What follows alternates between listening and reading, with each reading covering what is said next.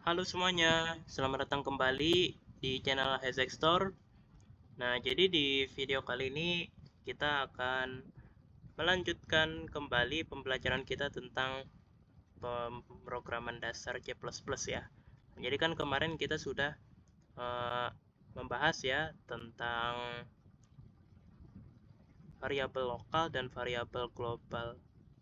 Salah, bukan variabel lokal dan variabel global ya, tapi tentang elemen-elemen dasar dalam C++ ya. Nah, itu di video sebelumnya seperti itu. Nah, sekarang kita lanjutkan dengan tipe data yang lebih spesifik lagi ya, bukan tipe data primitif kayak integer. Nah, itu namanya tipe data primitif ya. Nah, kita akan lanjutkan dengan tipe data yang lebih spesifik lagi yaitu enumerasi. Oke, pertama-tama seperti biasa kita bikin include iostream-nya dulu ya. Jangan lupa ya, sebelum kita ngoding kita bikin include iostream-nya dulu, lalu using namespace std-nya seperti ini ya. Nah, gitu. Lalu kita bikin fungsi main ya.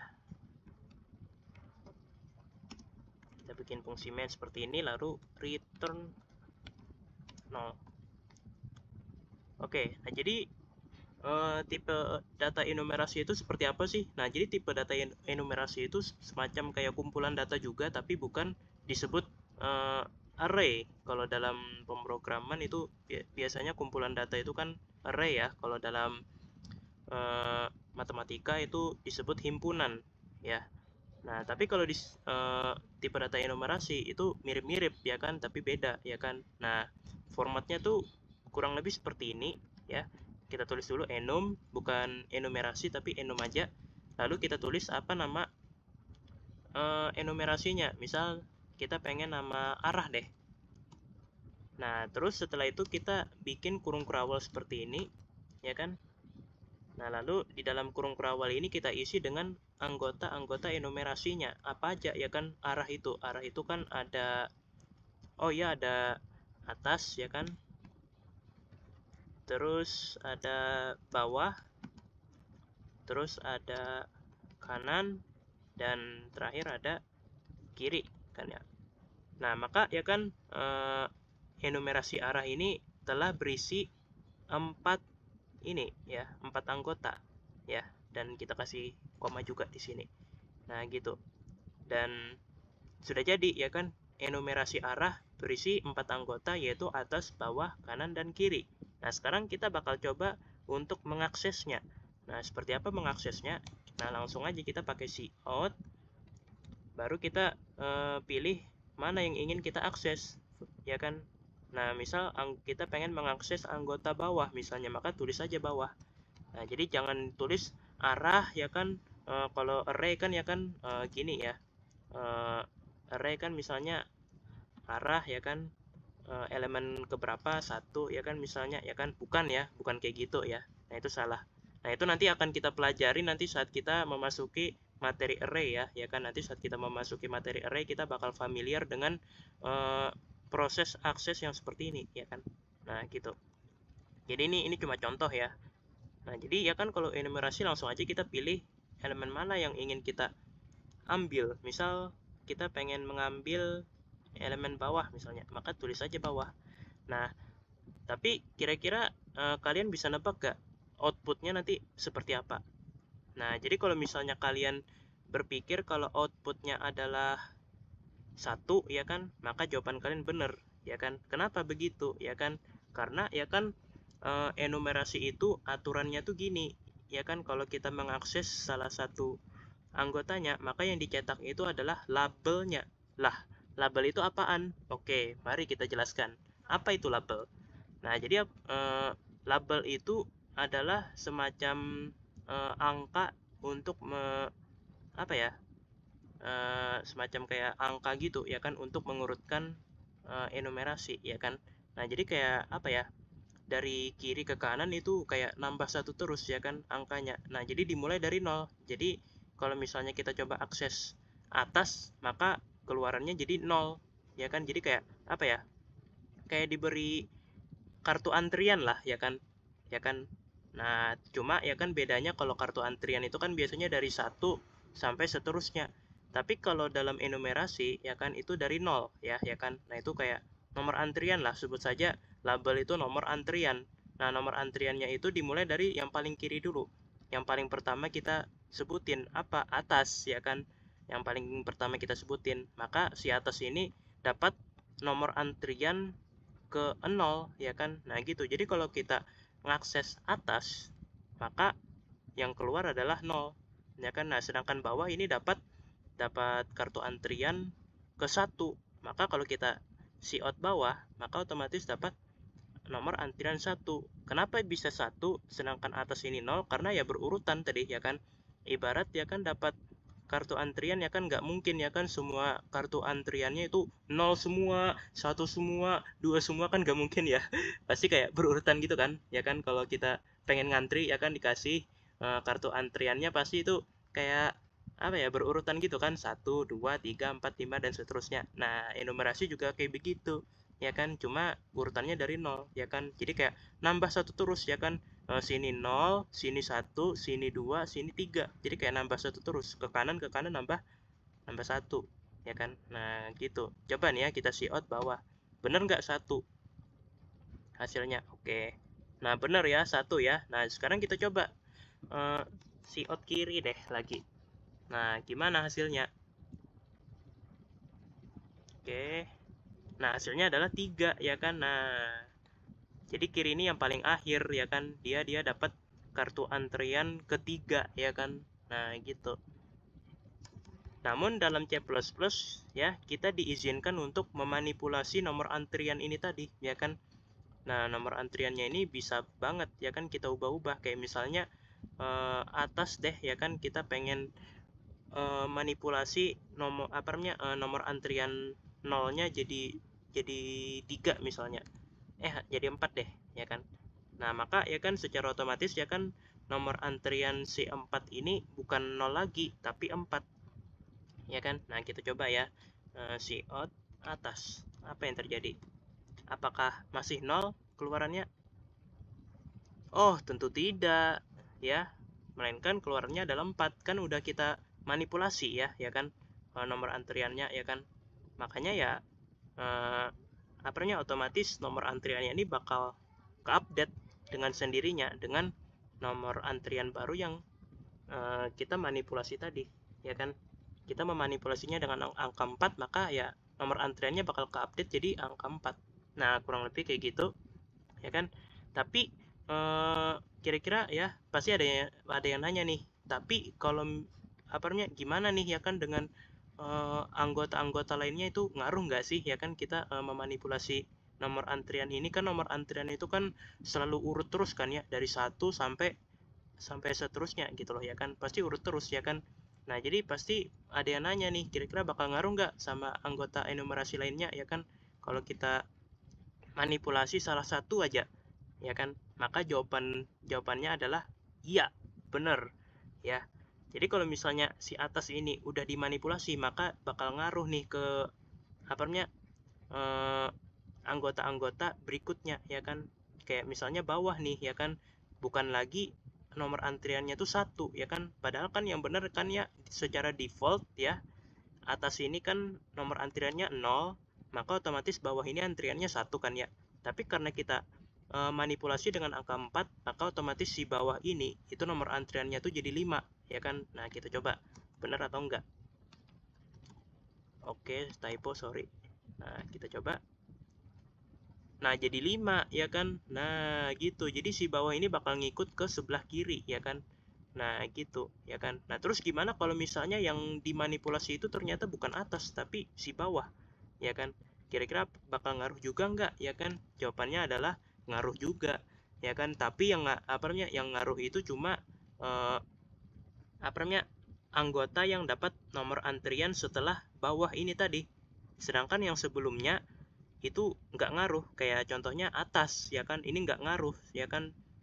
Mau dimanipulasi dengan angka berapapun ini nomor antrian si bawah ini ya kan, maka si atas ini kayak udah nggak terpengaruh gitu loh ya kan. Nah, kita coba nih ya untuk membuktikan ya kan kalau si atas ini tuh nggak dipengaruhi sama ini proses manipulasi nomor antrian pada anggota bawah. Coba kita lihat ya. Nah, sama 0 ya kan, tetap 0 ya kan. Nah, gitu ya kan, tetap 0 ya kan. Dia nggak ngaruh sama sekali. Tapi anggota-anggota yang dapat nomor antrian setelahnya itu bakal ngaruh ya kan. Coba kita lihat si kanan ya. Si kanan dia berapa nilainya? Apakah dia masih nomor antriannya apakah 2 atau 5 nih? Kita lihat. Nah, 5 ya, ngaruh ya kan. Nah, gitu. Jadi dia ngaruhnya tuh cuma ke sebelah kanan.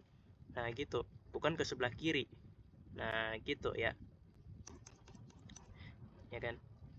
Nah, terus ya kan gimana kalau misalnya si kanan ini ya kan ternyata kita manipulasi juga ya kan nomor antriannya dengan angka 3 misalnya. Maka apa yang terjadi? Yang terjadi ya kan si kanan ini bukan lagi nomor antriannya tuh 5 ya kan, tapi jadi 3. Coba. Nah, 3 ya. Tapi kira-kira ngaruh nggak sama variabel sama anggota kiri? Jawabannya tentu saja ngaruh. Nah, kita coba. Kita coba nih ya. Nah, jawabannya ngaruh ya kan. Kenapa bisa begitu ya? Karena ya kan si kanan ini 3, maka otomatis kiri ini jadi 4 ya kan. Nah, jadi ya formatnya tuh gini. Si anggota kiri ini ya, anggota manapun itu ya kan, yang dari paling kanan, dari yang kanan itu dia bakal terus mengikutin nomor antrian satu nomor antrian setelah nomor antrian yang ada di sebelah, tepat di sebelah kirinya ya. Jadi dia tuh nggak terpengaruh sama nomor antrian si bawah ini yang udah 4 ya kan. Di sini 4, kanan 3 ya kan. Di sini di kiri jadi 6 ya kan, karena loncat 2 ya kan, 4, 5, 6 ya kan, loncat 2 ya kan, jadi 4 tambah 2, 6 ya kan. Enggak cuy, enggak kayak gitu ya kan, melainkan dia hanya terpengaruh sama ini aja, sama yang paling kiri, sama manipulasi nomor antrian yang paling kiri, yang tepat di sebelah kirinya. Nah, yang tepat di sebelah kiri dari kiri ini kan kanan kan ya, maka otomatis dia hanya dipengaruhi oleh kanan ya kan. Jadi si bawah ini nih nggak bisa memengaruhi si kiri ya kan, memengaruhi nomor antriannya si kiri.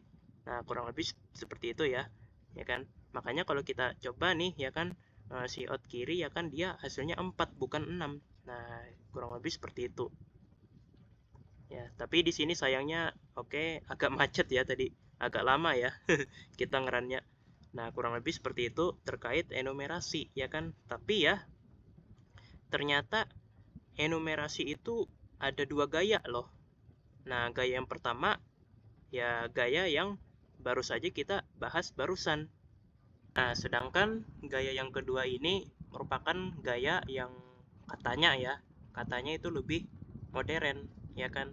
Nah, jadi gaya yang sebelumnya kita bahas itu kurang lebih gaya yang udah lama ya kan, sedangkan gaya yang kali ini tuh gaya yang lebih modern ya, katanya sih gitu ya. Nah, jadi perbedaannya itu terletak pada ini ya kan, setelah enum ini ya, di gaya kedua ini kita jangan langsung nulis nama enumerasinya, tapi kita tulis dulu kelas seperti ini.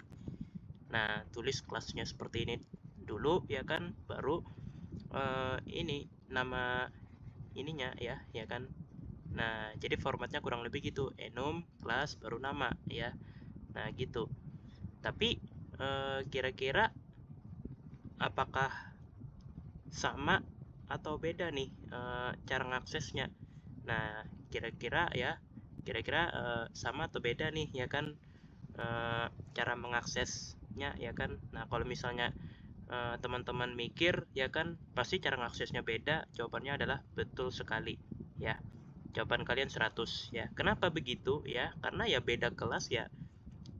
Beda kelas, beda gaya, beda juga dong ya kan, gaya ngaksesnya ya kan. Nah, jadi nggak mungkin kita nulis si out kiri gini doang ya kan, nggak mungkin ya kan, bakal error programnya. Nah, kita coba nih, kita run. Nah, kan langsung error ya kan. Nah, karena gayanya emang gaya ngaksesnya emang bukan kayak gini sebenarnya ya kan, melainkan gayanya ini ya bisa dikatakan lebih rumit gitu loh.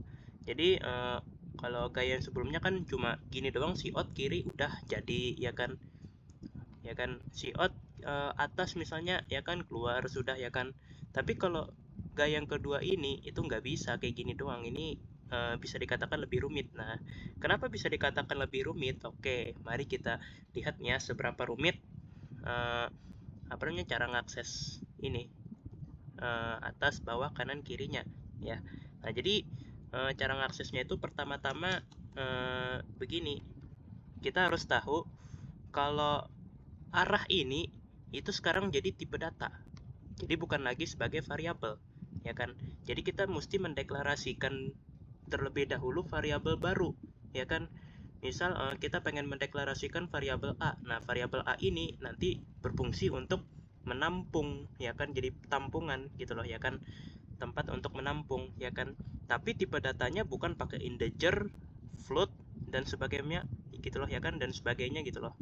Tapi tipe datanya adalah arah.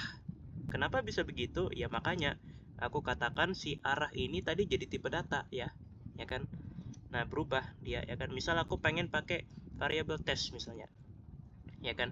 Nah, tulis, ya kan, arah tes seperti ini, ya kan.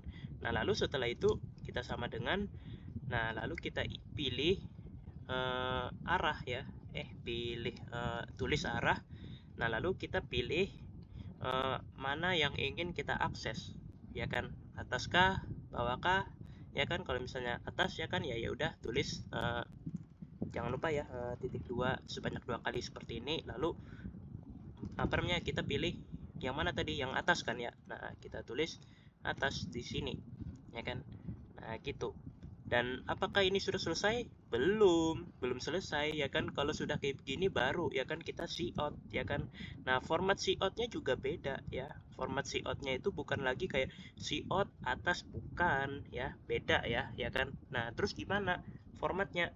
Format coutnya tuh seperti apa? Nah, format coutnya seperti ini, ya kan. Pertama cout dulu, lalu seperti ini, ya kan. Lalu setelah itu kita tulis static, lalu mana ya, ini. Nah, lalu case. Nah, terus kita tulis di sini, ya kan, kayak tanda panah kayak gini, integer, lalu gini lagi, ya. Nah, lalu setelah itu kita buka kurung, lalu kita pilih, ya kan, variabel yang ingin kita coutkan tadi, yaitu si test tadi, ya, ya kan, yang sudah kita deklarasikan tadi, ya kan. Nah, gitu. Nah, jadi formatnya tuh kayak gini, ya kan. Nah, sekarang kita coba, ya kan, apa yang terjadi. Nah, kan bener 0 sudah, ya kan. Nah, gitu. Tapi kita coba nih, kita penasaran, ya kan, gimana dengan variabel kiri, ya. Variabel anggota kiri, ya. Gimana nih dengan anggota kiri, ya kan. Apakah 4 juga seperti, ya, sama ya, 4 juga ya seperti sebelumnya, ya kan. Nah, jadi sama aja nih, ya kan, mau apa namanya, mau kanan, ya kan, kiri, bawah, itu kayak sama aja, ya kan, dengan nilai-nilai yang sebelumnya gitu loh. Nomor antriannya tuh sama aja gitu loh, nggak ada yang berubah, ya kan. Yang berubah itu cuma gayanya doang gitu loh, ya kan. Tapi nomor antriannya ya kurang lebih sama aja gitu loh, ya kan. Nah, jadi itu dia dua gaya, ya, dua gaya enumerasi yang sudah kita pelajari, ya kan. Ada gaya lama dan ada gaya modern, ya. Nah, kalian bebas saja pilih mau pakai gaya yang mana nih. Setiap kali kalian pengen menggunakan tipe data enumerasi itu mau pakai gaya yang mana, gaya yang lama kah atau gaya yang baru, ya. Kalau aku sih enaknya pakai gaya yang lama aja, ya. Kenapa? Karena gaya yang lama ya kalian tahu sendirilah tadi, cara mengaksesnya itu gampang banget gitu loh, kayak cout, ya kan, langsung, ya kan, keluar hasilnya. Tapi kalau ini itu pakai format nih, kita formatnya nih lumayan panjang nih. Pertama kita mesti paham kalau arah ini jadi tipe data, ya kan, terus gini-gini, ya kan, titik 2 bla bla bla bla. Nah, terus coutnya pakai static, case, integer. Nah, itu kan kayak terlalu rumit gitu loh, sintaksnya gitu loh buat mengakses gini doang kok. Sampai harus bikin sampai 2 baris gitu loh, ya kan, sampai kayak gini ya kan. Nah, jadi kalau aku sih lebih prefer ke gaya lama aja sih ya kan. Tapi kalau misalnya kalian pengen pakai gaya baru juga silakan ya, sesuai kebutuhan masing-masing aja ya. Nah, jadi nggak ada yang salah kalau pengen pakai gaya lama, dan nggak ada yang salah juga kalau pengen pakai gaya yang baru. Oke, jadi kurang lebih seperti itu aja ya pembahasan kita terkait tipe data enumerasi ya. Nah, semoga dapat dipahami, dan yap, seperti biasa aku ucapkan terima kasih buat kalian yang sudah nonton video ini sampai habis, dan yap, sampai jumpa lagi di video-video berikutnya. Dadah.